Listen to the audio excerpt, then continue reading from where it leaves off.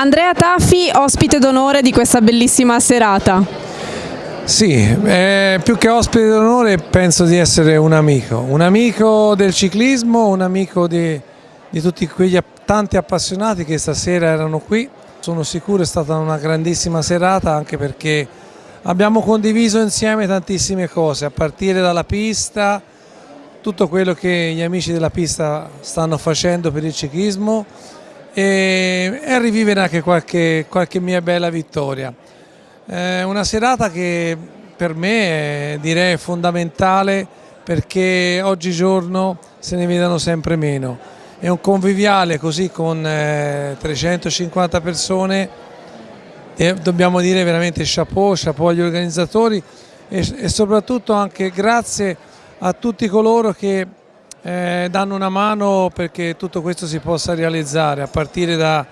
dai cuochi, dagli alpini, non voglio dimenticare nessuno, ma tutti quei volontari che con grande determinazione aiutano l'amico Bruno affinché appunto tutto vada per il meglio e devo dire che ci stanno riuscendo alla grande. Loro sono amici della pista, sono in realtà amici del ciclismo e tu con la pista ci hai avuto a che fare soprattutto a Roubaix, nel velodromo dove hai alzato le braccia. Non è stata solo quella l'unica vittoria nella tua carriera, sono state tante, le principali ovviamente la Parigi-Roubaix del 99, ma poi il Giro delle Fiandre, il Lombardia, una Parigi Tour, campionati italiani e tanto altro.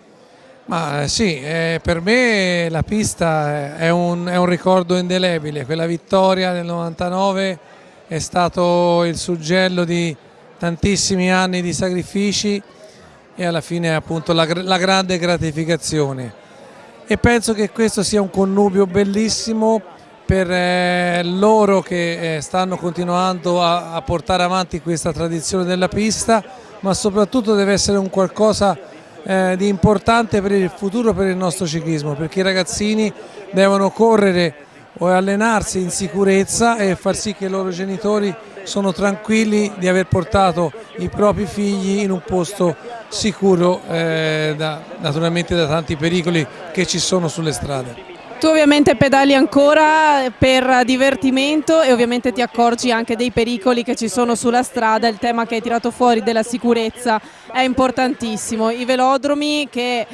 sono sempre più difficili da trovare aperti, sempre più difficili da tenere in manutenzione, qui ne hanno uno e ci lavorano giorno e notte per farlo, per tenerlo vivo.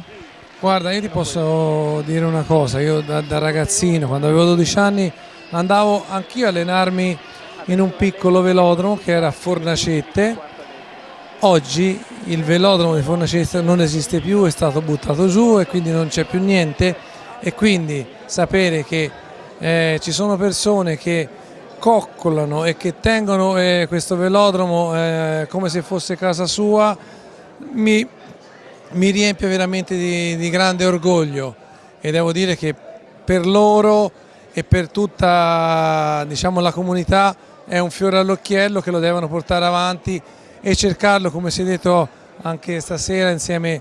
ai vari politici, di poter far sì che questo velodromo di Pordenone possa avere il suo cappello, perché è giusto che sia così. Un velodromo che porta un nome importante, quello di Ottavio Bottecchia, un nome importante anche il tuo, Andrea Taffi, grazie mille per essere stato qui con noi questa sera. Grazie a voi e grazie agli organizzatori e